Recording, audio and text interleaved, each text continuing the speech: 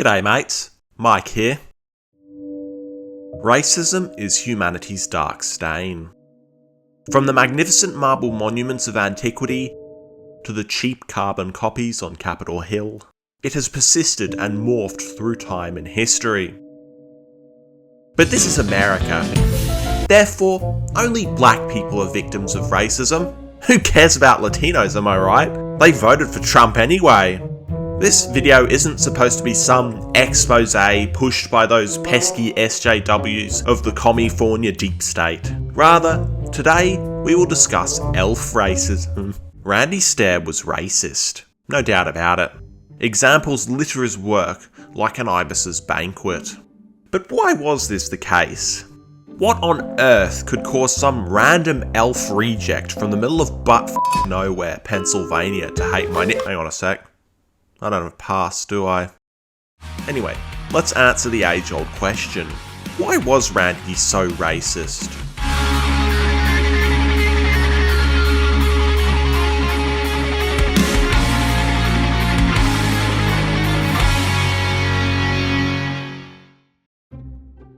Like everything else, Randy had ample reasons for his racism, most of which was so perfectly justified and nuanced, they transcended basic human intellectualism.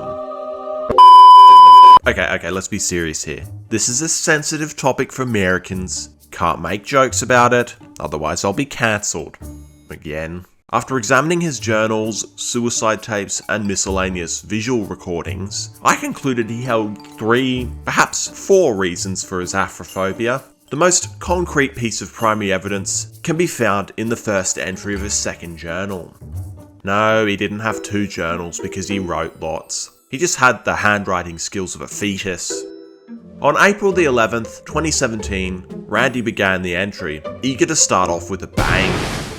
Let's talk about black people. They dress like complete f***ing homosexuals from another galaxy. Their hair is a disgrace to the skid on the underwear that is the human race. Their voices are worse than Justin Bieber, Myron Cope, Fred Figglehorn, and Donald Trump combined. They almost all have that you attitude. They almost all do hard drugs. They all think they're tough. Their lingo is more than life itself. Their pants sag below their ass. Their dreadlocks are just begging to be lit up in flames. Their music is the worst melodic to pass through the airwaves besides the emergency disaster test. All they ever do is rap, which isn't even singing. You're like Kesha, you talk sing. Hey, I can make short phrases rhyme on top of a pre-recorded beat that I sampled from someone else. I can get famous, yo. All they ever rap about is sex, drugs, money, guns, not giving a and acting tough. You should still be in chains right now. Everyone tweet Donald Trump and demand slavery to return. I bet half of America wouldn't mind it. Their lips are as hell. They all look like zombies out of a horror movie. All of their facial expressions point to wanting to shoot you on the street. All of their religious traditions and dances are worse than listening/watching an episode of Family Guy. Their accents could make water burst into flames. Their hands look disgusting with all those dark colors mixed with lighter colors on their fingertips. Their skin just makes me envision a disease. Their nipples make me want to puke. Their nicknames are more childish than a first grader. They all look like they want to sneak up behind you and steal your money. Need I say more? Black people. I'd rather listen to a Japanese human for 24 hours straight than have to see, hear, or deal with another N-word for the rest of time. Jesus, it's always about aesthetics with women, isn't it? Oh, wait. Obviously, the elephant in the room of elf reasoning is a strong antipathy for black culture, mentality, and physical traits. Such a fine example of judging a book by its cover before it's even released. The irony is so uncannily palpable considering Randy's motive for joining the Ghoul Gang. EGS is just meant to be who you are, not give a f*** what anyone thinks about you, and just live, your existence. You can't claim your depression and anger stems from society's lack of acceptance. And I couldn't tell you guys that, because then that would lead to never-ending jokes and... All the while wishing death and torture upon entire people groups for traits that are either untrue, out of their control, inconsequential, or just blatant elf projection. Faggot. This criticism doesn't just apply to black people. Even his opinions of men are purely aesthetic. I hate guys. I think they're f***ing disgusting. The facial hair they have, the body hair, the muscle build, and all that f***ing body structure shit. I hate all, like, everything about guys I hate. Since Rando liked judging people based on looks over personality, I thought I'd give him a taste of his own medicine. Your bowl cut looks ridiculously childish. Columbine mustn't have been your only inspiration. You have a massive bald spot you hide under that beanie. Or do you don that woolly head condom for your boyfriend Andrew Blank? Your bone structure is so pathetic, even McLovin could snap you like a twig. Maybe if you ate more than just Soylent and granola bars, you wouldn't be so angry all the time. You look so gay. Maybe because you are. Oh god, and don't even get me started on your poorly drawn OC. It looks like the purple version of the Vicar of Dibley.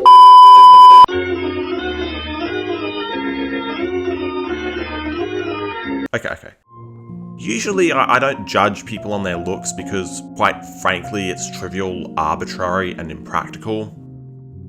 But when someone as vile as Elfboy is insecure about those things, you better aim for the jugular. Are all black men really gigachad hunks with foot-long penises who rap all day about degeneracy whilst doing drugs and looting petrol stations for fun? Be real here. His rant also implies a sort of boomer mentality when it comes to black ghetto culture and its danger to society. Ironic. Whilst it's not my personal cup of tea, asserting that it causes a spike in American crime is the white supremacist equivalent of, ooh, video games cause school shootings. I suppose they'd believe that too if they weren't fat neckbeards who blame their problems on others. You know, even if Randy took this position, let's be honest here. The next reason is more hypothetical, so take it with skepticism. In the 47th minute of his second Goodbye Parents tape, he says this. I've always hated black people. I hate people who aren't white. I was sexist, I was racist, I was prejudiced, and I was discriminant. That is one hell of a lethal combination. Because he made this video primarily for his parents, one can assume based on his tone that his Afrophobia may have stemmed from a general rebellious attitude towards his parents and society in general. Why else was he trying to sound so cool and badass? That is one hell of a lethal combination. It's the motherfucking Eagle Double G. Snoop Dogg. Contradictory to this theory, however, America's general attitude towards racism was somewhat turning since Trump became president, partially due to his controversial opinions. Furthermore, his perception of his parents politically is blurry at best. Nevertheless, it's entirely possible because the surge in right-wing popularity in the mid-2010s wasn't exactly driven by mainstream media. Murder government documents, and I walk out and everybody goes, Add to that Randy's lack of interactions with black people IRL, and it is entirely possible. But what if I told you he did in fact have a negative experience with a black guy?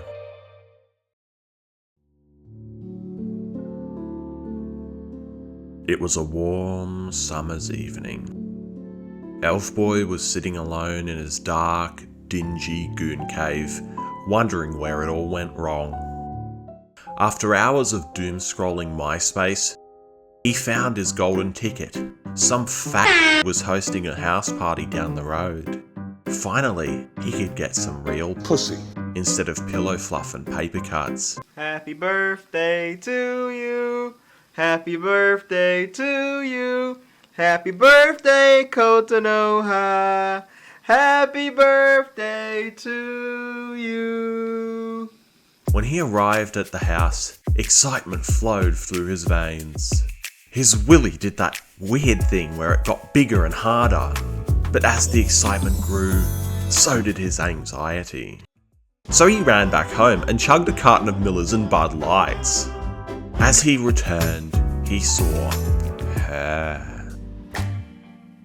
She was stunning, whiter than a Swede, with beautiful dark hair and a slick, thin body free from blemishes.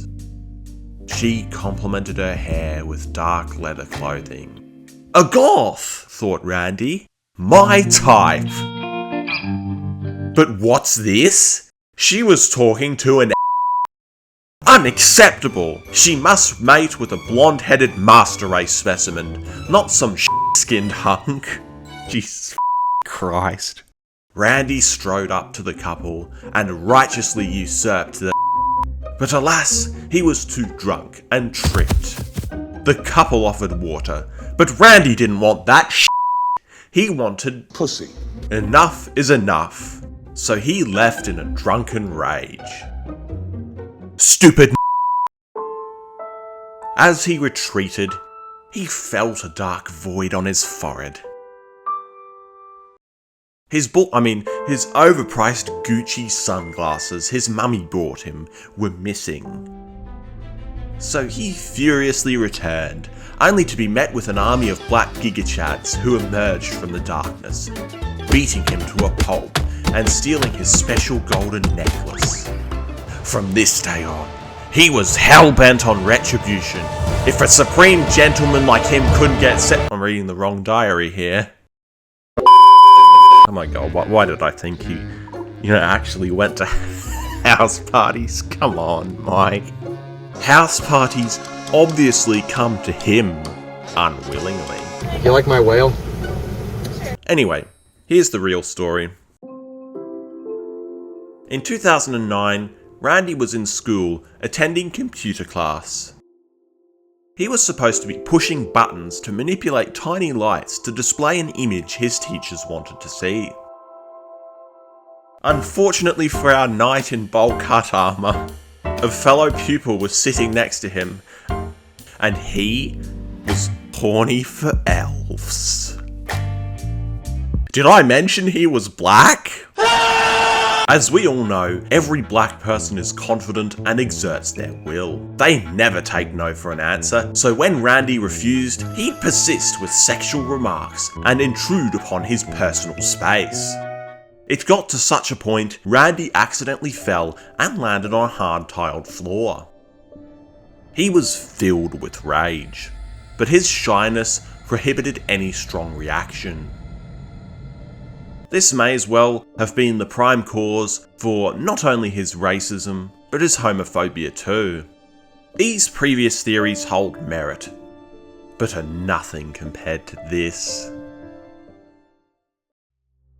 Randy was uncannily obsessed with Ember McLean. So much so that even the biggest Christian level autist would step back and think, geez, this guy is nuts. When asking stairologists what moment changed his life, they may say his obsession with Columbine, his unease with the prospect of adulting, or the deaths of Tom Lynch and Matt Murray. But in the background, Ember hovered over him like an obnoxious stench. When Randy first watched Fanning the Flames, this was his version of Ceausescu's visit to North Korea. Near the end, we're engrossed in the typical attention-retaining plot devices. Danny is helpless as Ember closes in on a historic victory. But then... Ember! Do you remember? Ember! One thing remains! Ember! So warm and tender! You will remember my name!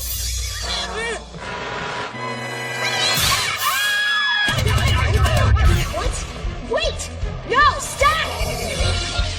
No! Tell me who you love! Come on, say it! Say my name! Say my name!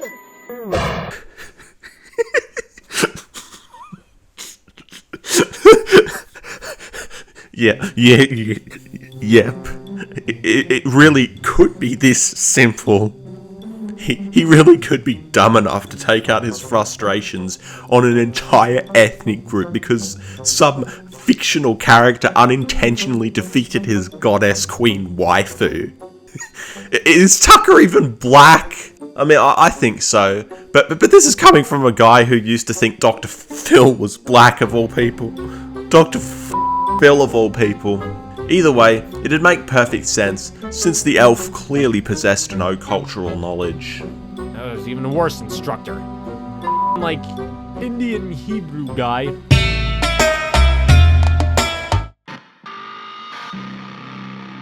Full-time at the fucking store as a part-time fucking worker. What is the cause of discrimination? Why do individuals decide to resent entire people groups or culture? Is it due to immigration and the effect on the economy? Is it the social impact, the potential to lose one's homeland? Or do people just hate them due to their skin colour and cultural political differences? Personally, I think humanity's instinctive suspicion of anything new or foreign plays a part, due to the challenge on the status quo and potential lifestyle changes. Lots of people, particularly in the West, believe life in their home country is unparalleled, filled with near-endless perks and potentials. They may believe the third world is filled with poverty, bad hygiene, and harsh authoritarianism with a side of religious fundamentalism. They may believe people in different countries are completely different to themselves, whether in language, religion, social norms, or life attitudes. While this is partially true, it's nowhere near the complete truth. I'm Australian. Does that mean I love Vegemite and spend all day sitting outside on a deck chair drinking VB with prawns on the barbie while watching some Holdens doing donuts? No. I mean, yeah, sure, there are some Aussies who take pride in that shit, but I'm not one of them. People like me inhabit every country. Not every Arab or Iranian is a fundamentalist Muslim who strictly abides by Sharia law. Not every Chinese person is a workaholic nerd who brown-noses the CCP. Not every North Korean believes the Kims are godly father figures who are right about everything. And not every American is some fat Bible-bashing redneck who constantly eats burgers all day and brown-noses Trump. The best cure for racism isn't a self-righteous tirade or a fist to the face. It's an international plane ticket to a faraway land. There's an entire world waiting to be discovered, filled with kind-hearted people willing to warmly embrace you and curious to hear the story of your country.